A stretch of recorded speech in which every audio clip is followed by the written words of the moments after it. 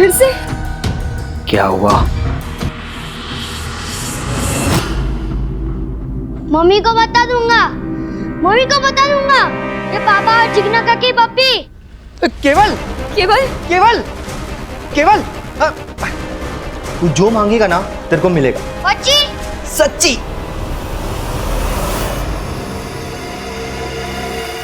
एकदम सरस छे, मोबाइल के वीडियो की तरह।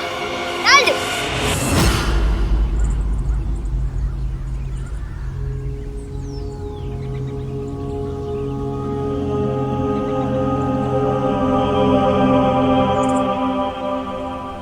हेलो,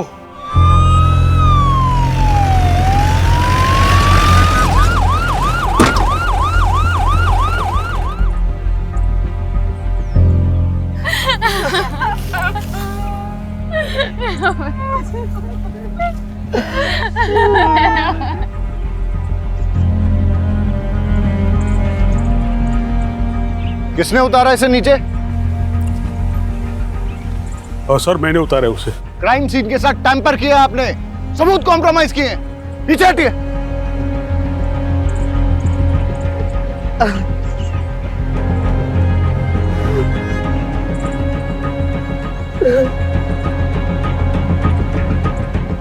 आप पेरेंट्स हैं इसके?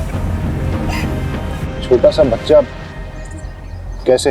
मेरे केवल को कुछ प्रॉब्लम नहीं थी, इसे तो यह भी नहीं पता था कि सुसाइड क्या होता है सर। बॉडी को पोस्टमार्टम के लिए भेज दो।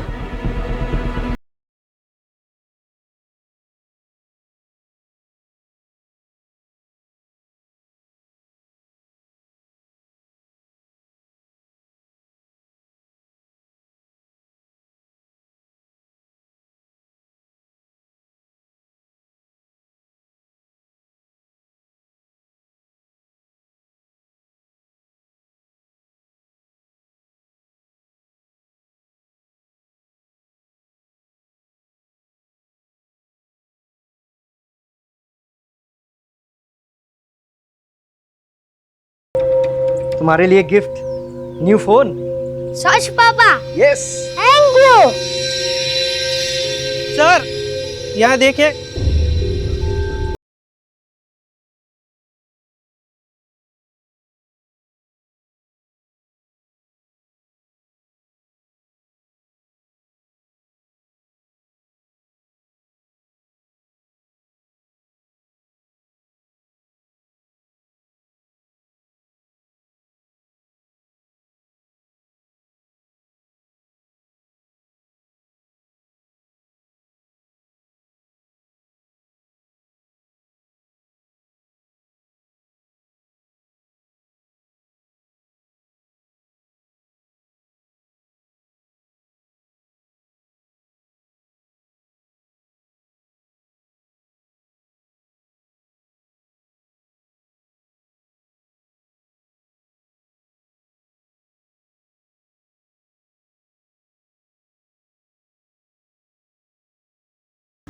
लेकिन हम मर्डर भी रूल आउट नहीं कर रहे। आपको क्या लगता है, अगर ये मर्डर है तो किसने किया होगा? कुछ समझ नहीं आ रहा है। मेरे पोते को भला कोई क्यों मारेगा? किसी से कोई लड़ाई झगड़ा, दुश्मनी, धमकी? आपकी फैमिली में कौन कौन है? मैं पारुल, पीयूष की पत्नी, हमारे 2 बच्चे हैं, मानस और लेखा। केवल की लाइफ में कोई कॉम्प्लिकेशंस थी? नहीं सर। क्या उसे कोई परेशान कर रहा था? सर मेरा नाम है जयदीप, सब मुझे यहाँ पे जेडी कह के बुलाते हैं, और ये मेरी वाइफ है जिग्ना।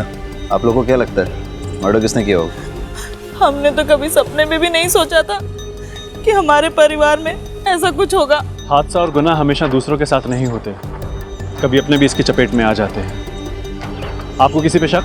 पता नहीं सर, केवल किस बात से इतना परेशान था। परेशान था?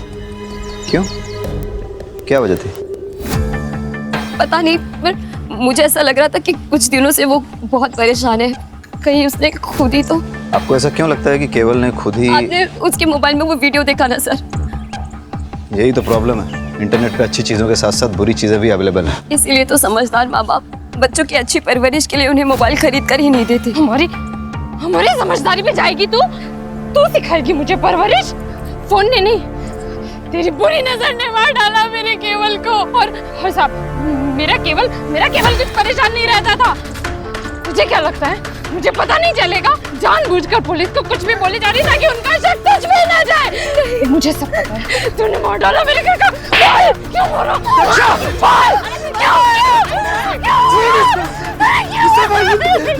बोल, दरअसल अभी तक हमारे बच्चे नहीं हुए, इसीलिए सब उसे बांझ कहते हैं। केवल को स्कूल में कोई प्रॉब्लम थी क्या? नहीं सर। उसने कोई ऐसा वीडियो या फिल्म देखी जिसमें सुसाइड था और उसके बारे में बात की? नहीं सर। रहीमी जी, इन सिगरेट बड्स के बारे में क्या जानते हो?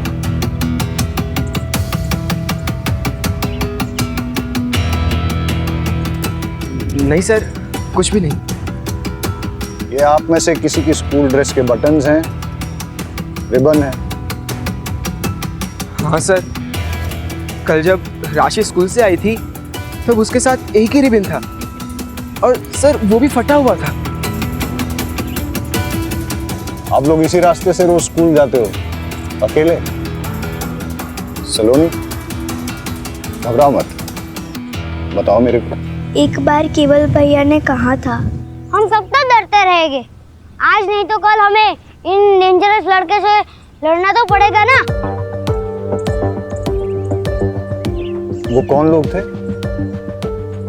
सलोनी बेटा, इधर आओ मेरे पास। देखो, मैं पुलिस हूं और पुलिस वाले सबकी मदद करते हैं। जो बच्चों को परेशान करता है उसको पनिश भी करते हैं। अब आप मुझे बताओ कि कल क्या हुआ था? हम सब लोग स्कूल से आ रहे थे। मैं इस रास्ते से नहीं जाऊंगी। आज कोई नहीं है, चल। नहीं, ऐसे रोज रोज हम लंबे सड़क से नहीं जा सकते, इसलिए कुछ करना पड़ेगा। क्या करना पड़ेगा? सब अपने अपने जेब में पत्थर डाल दो।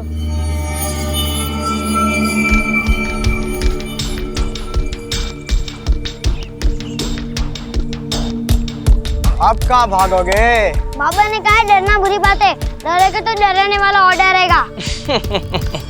देख, ये डरपोक क्या बोल रहा है?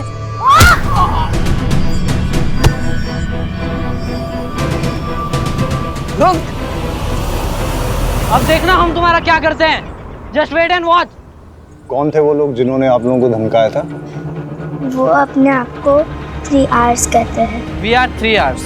रमन, रोहित, राहुल। केवल बहुत ही स्पिरिटेड लड़का था, लगता नहीं है उसने सुसाइड किया होगा।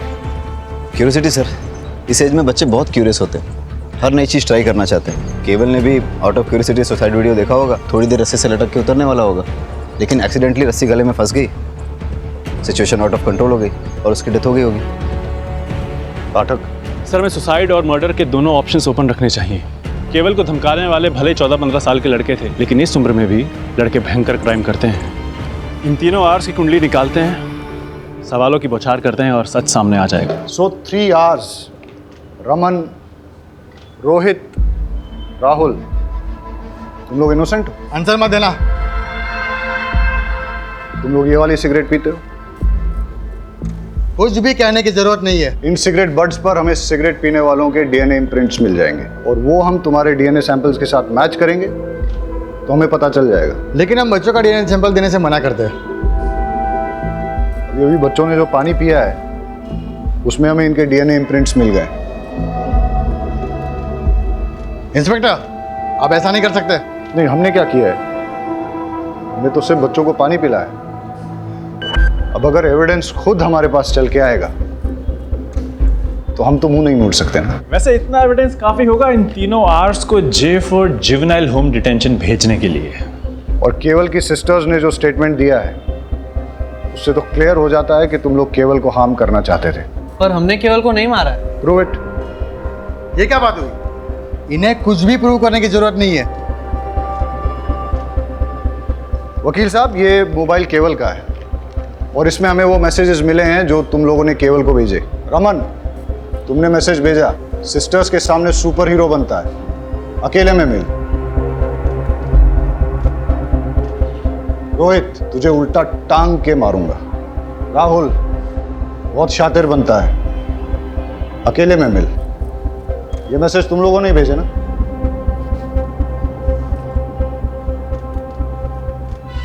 और तुम हाथ दिखाओ अपना। ये वो बाइट मार्क है ना जो केवल ने तुम्हें दिया जब तुम्हारी उसके साथ झड़प हुई थी? इतने सबूत काफी हैं तुम लोगों को थ्रेट, अब्यूज और मर्डर का सस्पेक्ट साबित करने के लिए। और अगर प्रूव हो गया ना तो बहुत लंबे के लिए अंदर जाओगे। लेकिन कल रात जब केवल ने सुसाइड किया तो हम तीन तो होमवर्क कर रहे थे। तुम्हें कैसे पता कि ये दुर्घटना कब हुई थी? रात को ही हुई होगी ना। नेक्स्ट डे हम सबको न्यूज़ मिली, स्कूल ने डे ऑफ अनाउंस किया था। बेटा तुम्हें कैसे पता ये सुसाइड है, मर्डर नहीं है? वकील साहब, फिलहाल तो आप इन लोगों को ले जा सकते हैं और इस केस में इनके माँ बाप से आप बहुत पैसे भी कमा सकते हैं। लेकिन अगर इन लोगों ने क्राइम किया है तो ये बच नहीं पाएंगे।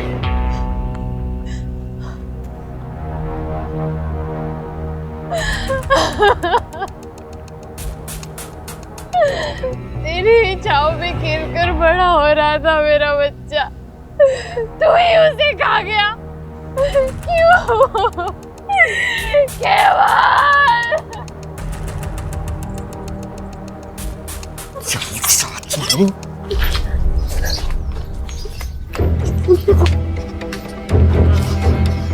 अगर तूने मुंह खोला ना जान से मार डालूंगा। अच्छा, जैसे तुमने केवल को मारा था वैसे?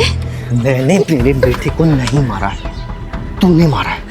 ये अच्छा है, अपना पाप मेरे माथे मर रहे हो। किसी को भी तेरी सच्चाई के बारे में बताऊंगा ना तो पता चल जाएगा कि मर्डर तूने किया है। अगर मैंने अपना मुंह खोला ना तो कोर्ट तुम्हें सीधा फांसी पर लटकाएगी जैसे तुमने केवल को लटकाया था।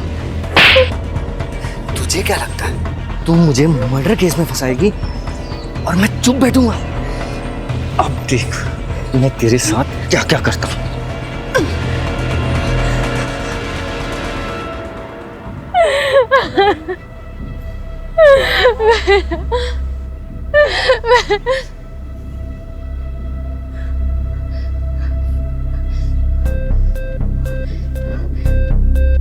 मेरे बच्चे को तो खा गई, अब यहाँ पे तमाशा देखने आई है?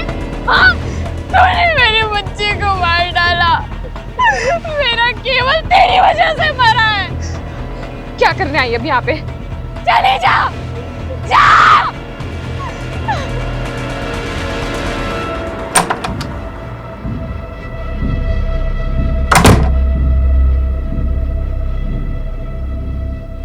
इतने अर्जेंट में क्यों बुलाया? ऑफिस का सारा काम छोड़कर आया हूँ। एक सरप्राइज देना है।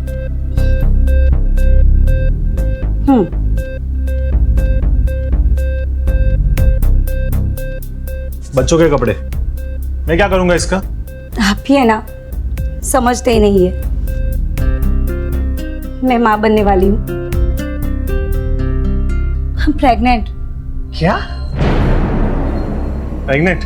हाँ, मैंने तो है ना अपने बच्चे का नाम भी सोच लिया है। जेडी का बेटा एमडी। अपन अपने बच्चे को है ना। Shut up! अपनी जबान बंद कर। सोचने दे मुझे। इसमें सोचना क्या है? अब तुम जिग्ना को डाइवोर्स दे दो और हम दोनों शादी कर लेंगे। तुम्हारी माँ भी तो ये चाहती थी ना। चुप! ये बच्चा मेरा नहीं है। अच्छी तरह से जानता हूं मैं तुम जैसी औरतों को। पता नहीं किस किस के साथ जाकर अपना मुंह काला करके आई हो। जब कांड हो गया तो बिल मेरे सर पर फाड़ना चाहती हो? हाँ? ये बच्चा मेरा नहीं है। ये मत सोचना कि मैं तुम्हारी बीवी की तरह तुम्हारी सारी बदतमीजियां सहूंगी।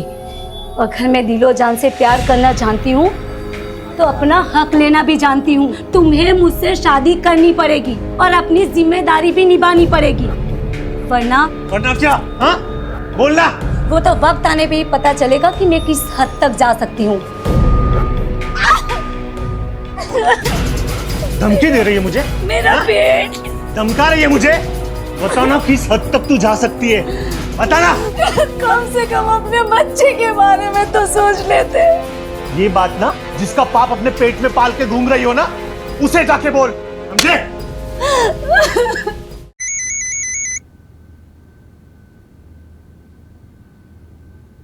तुम्हें बताया था ना कि जब तक गुड न्यूज़ ना हो मुझे फोन मत करना।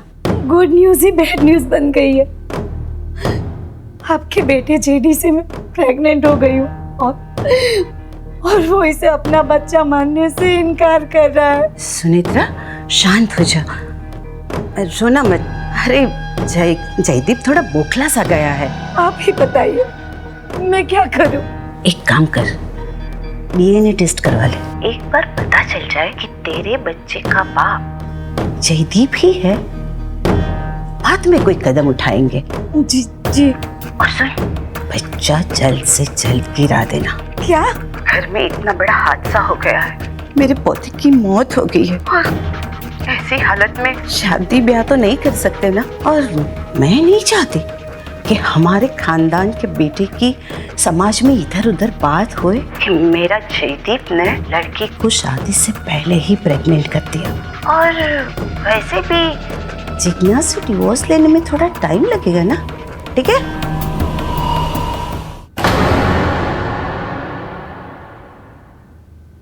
ये बच्चा मेरा नहीं है।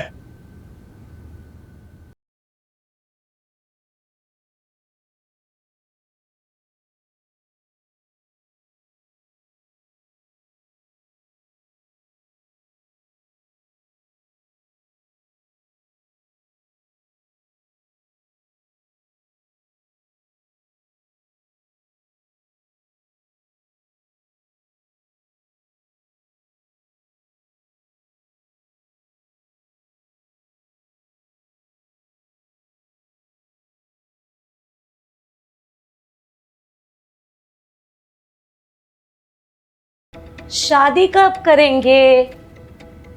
शादी के लिए बड़े बुजुर्गों के आशीर्वाद चाहिए। जब भी माँ कहेगी घोड़ी चढ़ लेंगे। तो ऐसा करो ना, एक आध बार मुझे अपने घर ले जाओ। वैसे भी मुझे तुम्हारा घर देखने का बड़ा मन कर रहा है।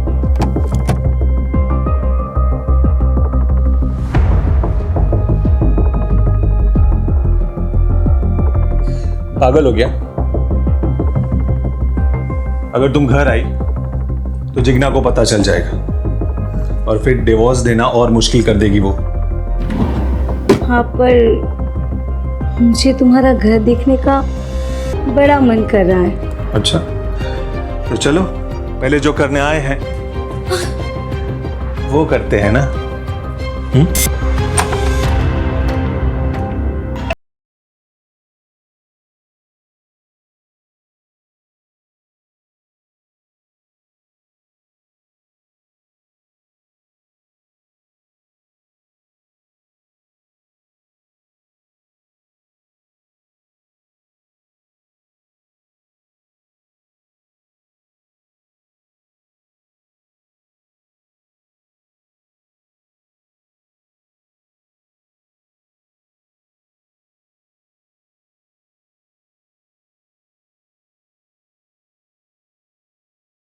की डेथ फांसी के फंदे से गला चोक होने की वजह से हुई है। और सर केवल की पीठ पे बेल्ट से मारने के कुछ ताजे और पुराने निशान पाए गए।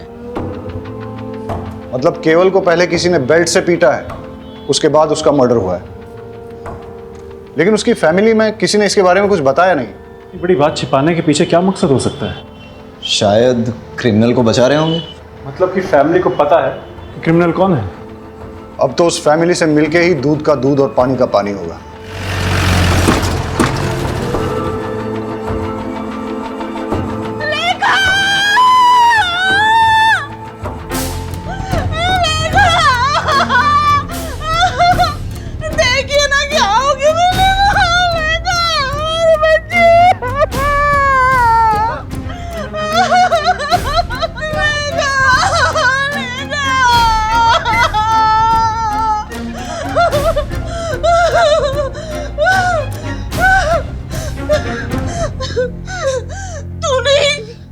तूने ही मेरी बच्ची को मार डाला है। मेरी बच्ची को तूने मार डाला। मेरी बच्ची तेरी बुरी नजर लगी गई। तेरी नजर लगी है। छोड़िए। लेका को भी मार डाला। लेका लेका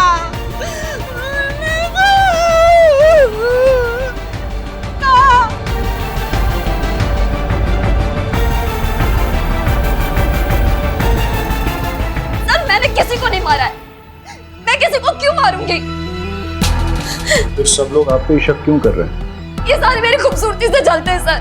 मुझे परेशान करने के लिए बच्चा ना होने के ताने मारते, बुरी नजर वाली कहते हैं। सर ये बच्चों के साथ सबसे ज्यादा वक्त मैं बिताती हूँ, मैं इन्हें लाड गुलार करती हूँ, मैं इन्हें बुरी नजर कैसे लगा सकती हूँ सर? केवल की मौत के बारे में आप क्या जानती हैं?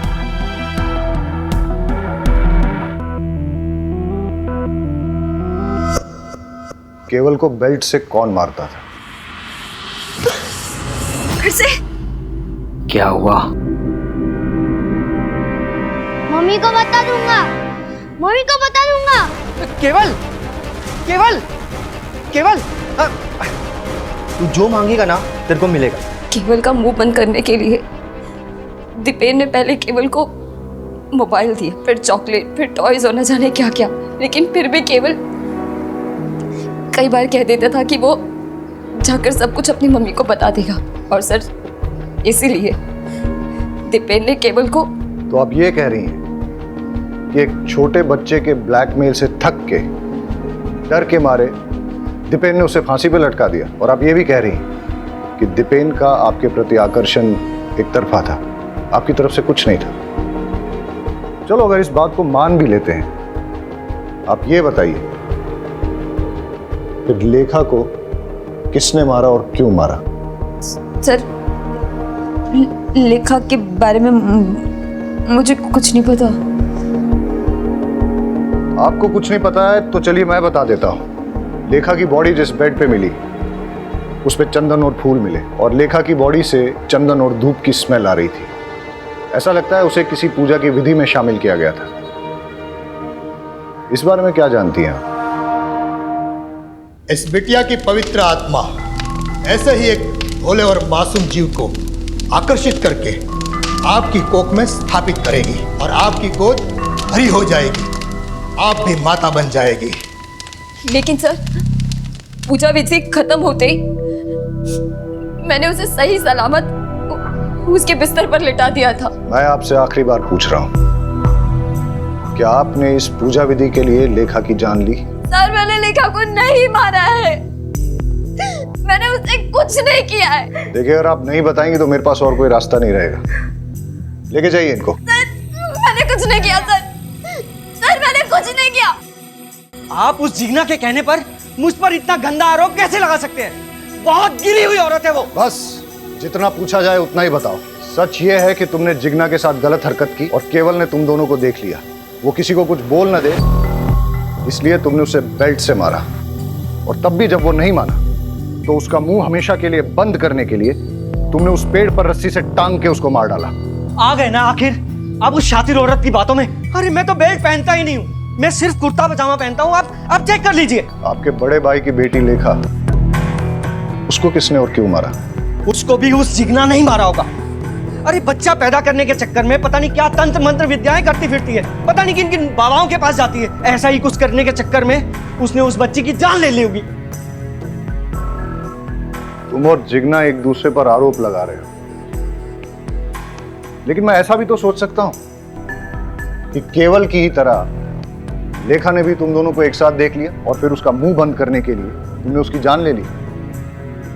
तुम ये जो कहानियां मुझे सुना रहे हो ना, ये मत सोच लेना कि मैं इन पे विश्वास कर लूंगा। पुलिस के लिए जितनी बड़ी सस्पेक्ट जिग्ना है उतने ही तुम भी।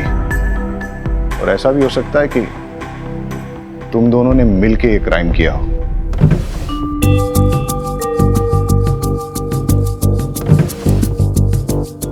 सर दीपेन के रूम में बेल्ट नहीं मिला, लेकिन जेडी की कबर्ड में बहुत सारे बेल्ट मिले।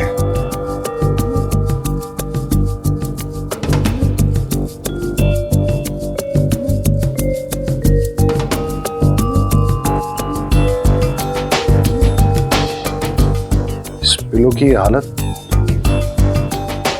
लगता है तो चाकू मार मार के किसी ने अपना गुस्सा निकाला है, या फिर वाकई में किसी ने किसी पे चाकू से वार किए हैं जो इस पिलो में लगे हैं। मतलब सर 2 बच्चों के मर्डर हो चुके हैं और तीसरे को मारने की कोशिश की गई है। रहीमी, जेडी को बुला के लेके आओ। यहाँ पर किसी पे चाकू से जानलेवा हमला हुआ है। आप ये बताइए कि हमला आप पे हुआ है या आपने किसी पे किया है? सर मुझे तो कुछ समझ में नहीं आ रहा। कि ये सब क्या हो रहा है। जेडी, यहाँ पे किसी ना किसी को मारने की कोशिश की गई है। सर मुझे कुछ मालूम है। इस पूरे रूम का फिंगरप्रिंट स्कैन करो और देखो यहाँ पर जेडी और जिग्ना के अलावा और भी किसी के फिंगरप्रिंट्स मिलते हैं क्या। केस बहुत ही बुरा है। बच्चों के मर्डर, फैमिली में चलते लव अफेयर्स और एक दूसरे के खिलाफ दिल में पलता जहर। इस केस में इन्वॉल्व सभी लोग इतने कॉम्प्लिकेटेड हैं और उनका शिकार हो रहे हैं बेचारे मासूम बच्चे।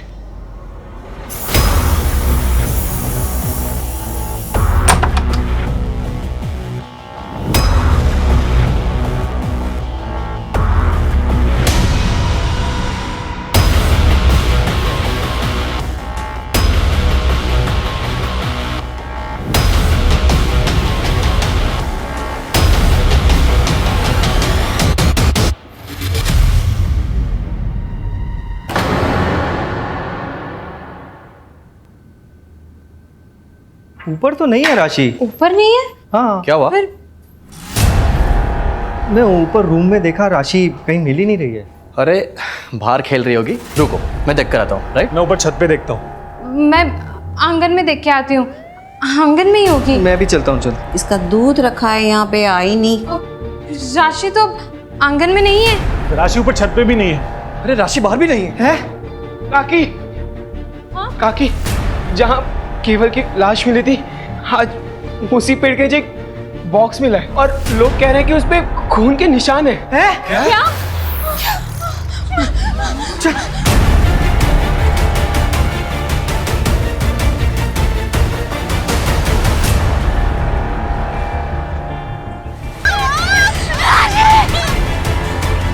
फॉरेंसिक से अच्छी तरह स्कैन करवाओ, एक एक सुराग, एक एक क्लू अच्छे से कलेक्ट करो। सर लेखा की पोस्टमार्टम रिपोर्ट आ गई। लेखा की बॉडी में नींद की गोलियों के ट्रेसेस मिले हैं, लेकिन उसकी डेथ सफोकेशन से हुई है। किसी ने उसकी नाक मुंह दबाकर सफोकेट करके उसे मार डाला। और सर जेडी के कपबोर्ड से कुछ ऐसे फिंगरप्रिंट्स मिले हैं जो घर के किसी भी सदस्य से मैच नहीं होते। अब उस कातिल तक पहुंचने के लिए हमारी आखिरी उम्मीद है इस बॉक्स से मिलने वाले क्लूज। सर राशि की बॉडी जिस बॉक्स में मिली है उस पर लगे सारे ब्लड ट्रेसेस राशि के हैं। और सर उस बॉक्स पे कुछ ऐसे फिंगरप्रिंट्स मिले हैं जो जेडी के रूम में मिले फिंगरप्रिंट्स के साथ मैच होते हैं। ऐसा कौन हो सकता है जो जेडी के रूम में भी गया और जिसने राशि को मार के उसे बॉक्स में भर के केवल की मर्डर साइट पे छोड़ दिया? हो ना हो ये सारे केसेस एक दूसरे के साथ जुड़े हुए हैं। इन सब के पीछे या तो एक मोटिव सेम है, या क्रिमिनल सेम है, या दोनों सेम है। हम आपके दुख को समझते हैं। पहले केवल, उसके बाद लेखा और अब राशि, तीन बच्चों का मर्डर हुआ है। हम अपनी तरफ से इन्वेस्टिगेट कर रहे हैं, लेकिन आप लोग हमें सब कुछ खुल के नहीं बता रहे हैं। देखिए, जिग्ना के खिलाफ हमें कोई पुख्ता सबूत नहीं मिला है, लेकिन आप में से ही कुछ लोगों ने उस पर शक जाहिर किया है। इसलिए जब तक ये इन्वेस्टिगेशन पूरी नहीं होती हम जिग्ना को कस्टडी में ही रखेंगे। अच्छा है, बला टली, अब शकुनी कहेंगी।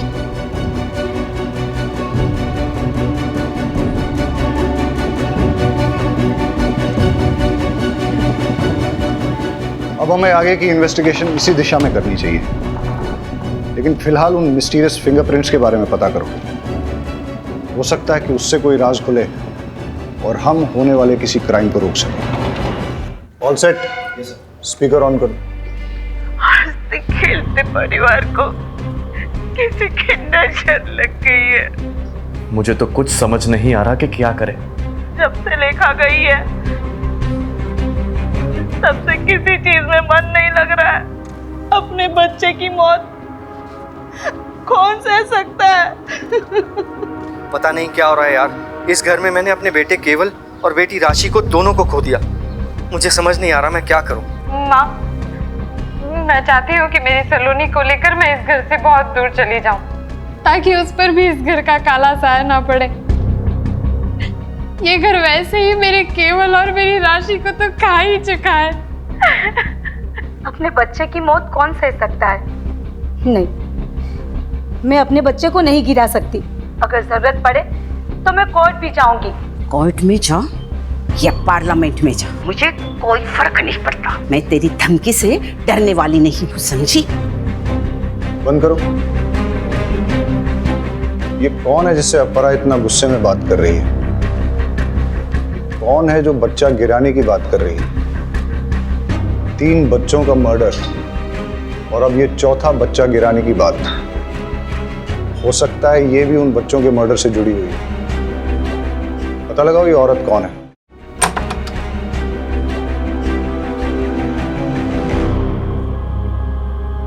चेक करो।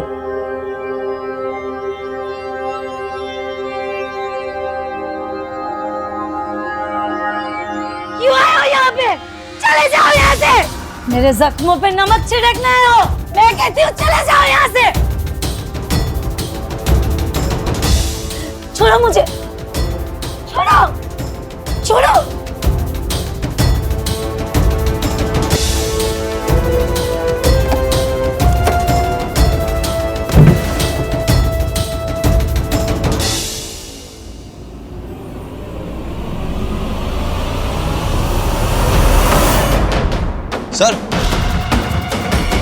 सर ये चाकू मिला।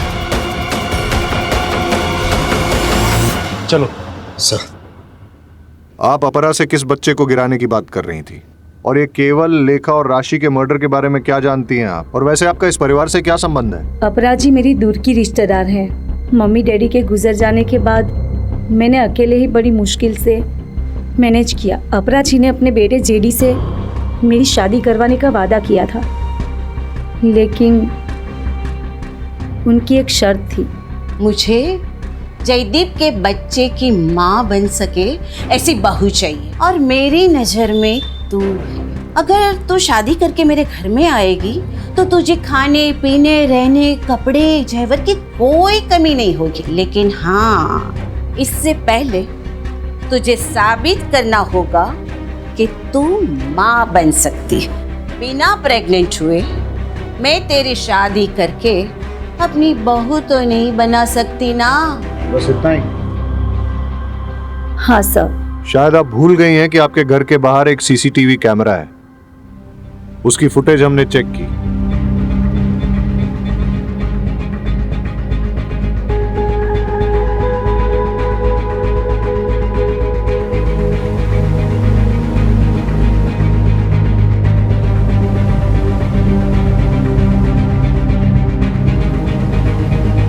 पुलिस से झूठ बोलना अच्छी बात नहीं है। जेडी के करीब जाने के बाद पता चला कि वो बाप नहीं बन सकता, लेकिन उस घर में जाने के लिए मेरे पास प्रेग्नेंट होने के अलावा और कोई रास्ता नहीं था। इसीलिए मैंने पीयूष से दोस्ती कर ली। असली मजा इसमें नहीं,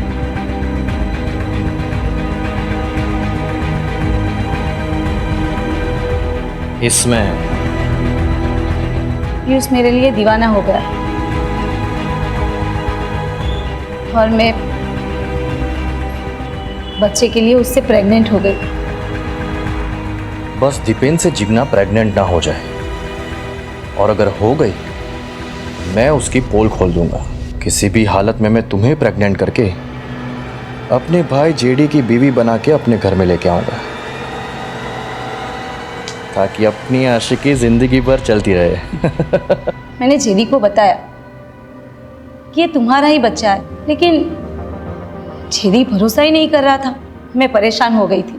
ऊपर से अपराजी बोल रही थी कि मैं इस बच्चे को गिरा दूं। उनकी फैमिली में चल रही प्रॉब्लम जब तक सॉल्व नहीं हो जाती, वो मेरे बारे में सोच भी नहीं सकती। मेरा तो दिमाग घूम गया था। और इसीलिए आपने चाकू उठाया और अपरा के घर में घुस गई जिगना को मारने।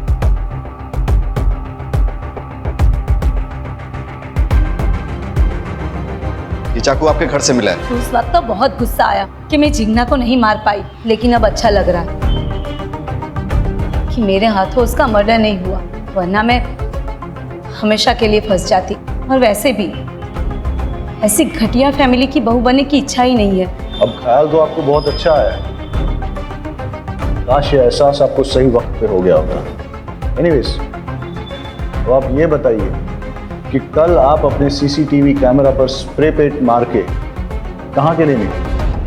भले ही तुम जिगना को नहीं मार पाई, लेकिन राशि को तो तुमने मार ही दिया। मैं भला उसे क्यों मारूंगी? मैं खुद माँ बनने वाली हूँ सर। मैं किसी की गोद नहीं उजाड़ सकती। आप उस घर में घुसने के लिए इतनी डेस्परेट थी कि कि उस परिवार के 2 भाइयों के साथ आपने संबंध रखे। हो सकता है इसी डेस्परेशन में आपने इन बच्चों को भी मार डाला। लेकिन इसके लिए मैं केवल या किसी और बच्चे को क्यों मारूंगी? जिससे मर्डर का इल्जाम जिग्ना पे आ जाए और तुम्हारा जेडी से शादी करने का रास्ता साफ हो जाए। सर, मैंने किसी बच्चे को नहीं मारा, मैं सच बोल रही हूँ। हम आपको अरेस्ट नहीं कर रहे हैं क्योंकि आप प्रेग्नेंट हैं, लेकिन जब तक ये इन्वेस्टिगेशन चलेगी आप शहर छोड़ के नहीं जा सकती। घूम फिर के हम वहीं पहुंच गए जहां से शुरू किया था। समझ में नहीं आ रहा है कि बच्चों को किसने मारा है और क्यों मारा है। केवल ने दीपेन जिग्ना को कॉम्प्रोमाइजिंग सिचुएशन में देखा।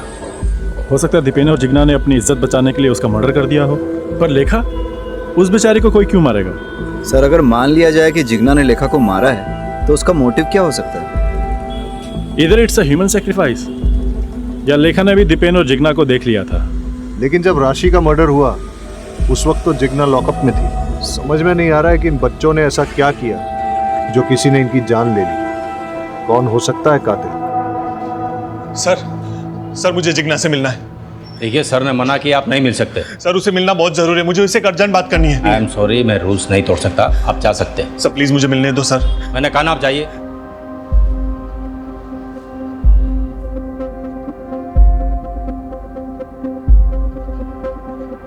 Hello sir. जेडी आया था?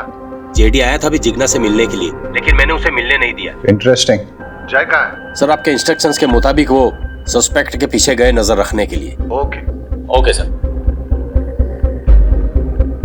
किसका फोन है? अरे बोलो ना। जंगल में आग लगी है और सारे गीदड़ वहां से भाग रहे हैं। अब बस सही वाला गीदड़ हमारी पकड़ में आना चाहिए। मतलब? वो बच्चों वाला केस है ना, उसके कातिल के बारे में बोल रहा हूं। मुझे तो लगता है जेडी ने जिग्ना को डिवोर्स दे देना चाहिए और सुनीत्रा से शादी कर लेनी चाहिए। नहीं, ये गलत है। शादी तो 7 जन्मों का रिश्ता होता है ना। तो समझ लीजिए यही 7वां जन्म है और फिर से वही पल्ले पड़ी है। छुटकारा पाइए, निजात मिलेगा। मुझे तो उसके नाम से भी नफरत है। उस बिचारी ने आखिर किया क्या है? हा बिचारी, रात दिन उसे घूरते रहते हो। औरत मर्द की नजर एक झटके में पहचान लेती है। आप तो मेरे पति हो, आपके रंग ढंग अच्छे से जानती हूँ मैं। मुझे बीच में क्यों घसीट रही हो? तो आप उसकी वकालत क्यों कर रहे हो? जयदीप भाई साहब, सुनेत्रा से शादी करें या किसी और से, हमें कोई फर्क नहीं पड़ता। बस वो घटिया औरत वापस से लौट के इस घर में नहीं आनी चाहिए। मैंने तो मानस को बता रखा है उस घटिया औरत से दूर रहे। मैंने भी सलोनी को कह दिया उस चुड़ैल के सामने भी ना आए। भाभी, अब आपके पास अकेला मानस बचा है और मेरे पास सिर्फ सलोनी। मानस भैया, राशि और लेखा के जैसे हमें भी कोई मार डालेगा? सलोनी, आपको टेंशन लेने की बिल्कुल जरूरत नहीं है। आपके मानस भी है ना आपके साथ। मैं आपको कुछ नहीं होने दूंगा, ठीक है? मेरी वाइफ के बारे में पंचायत लगाने की किसी को जरूरत नहीं है। उसका क्या करना है और क्या नहीं वो मैं अच्छी तरह से जानता हूं।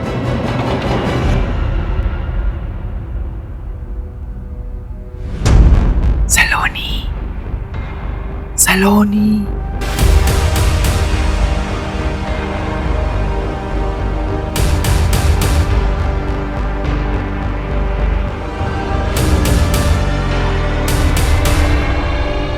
नहीं, मुझे नहीं जाना। मुझे इस पेड़ से बहुत डर लग रहा है। सलोनी, मैं हूं ना, कुछ नहीं होता।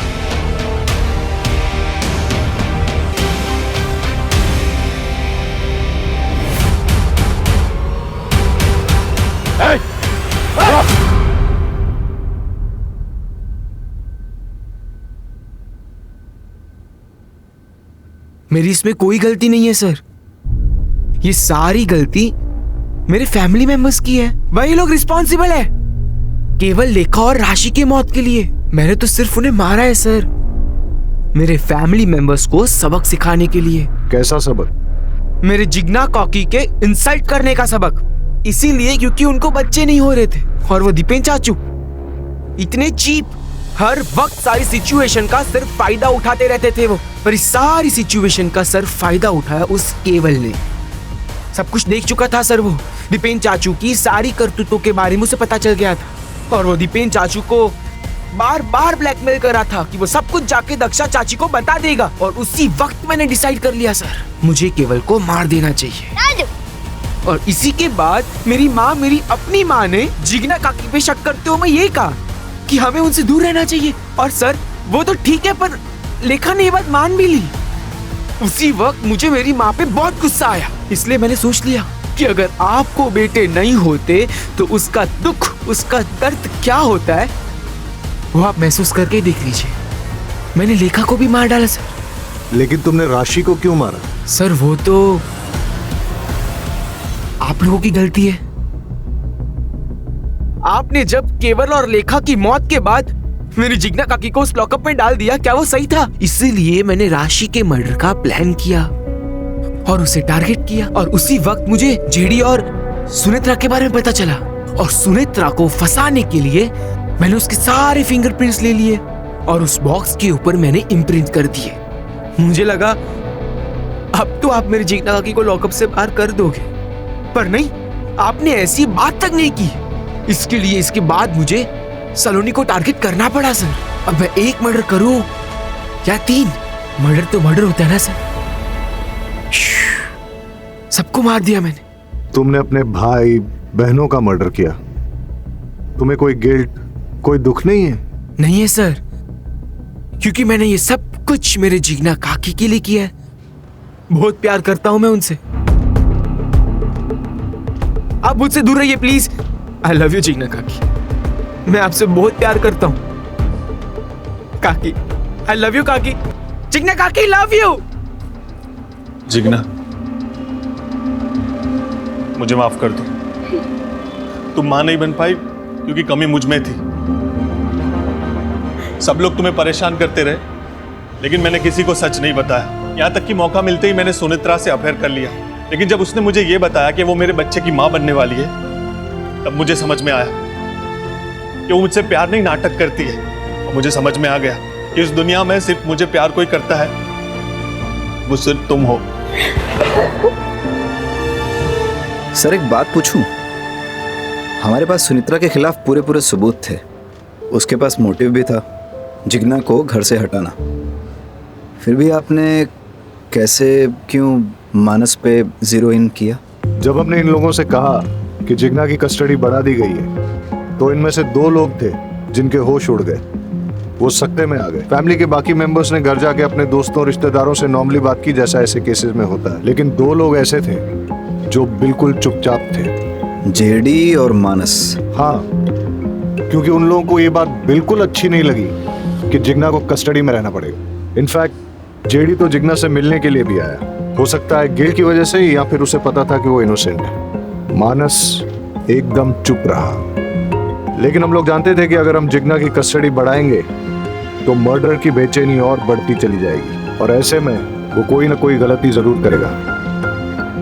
मानस को जिग्ना पे भयंकर क्रश था, इसलिए वो अपनी फैमिली से नफरत करने लगा।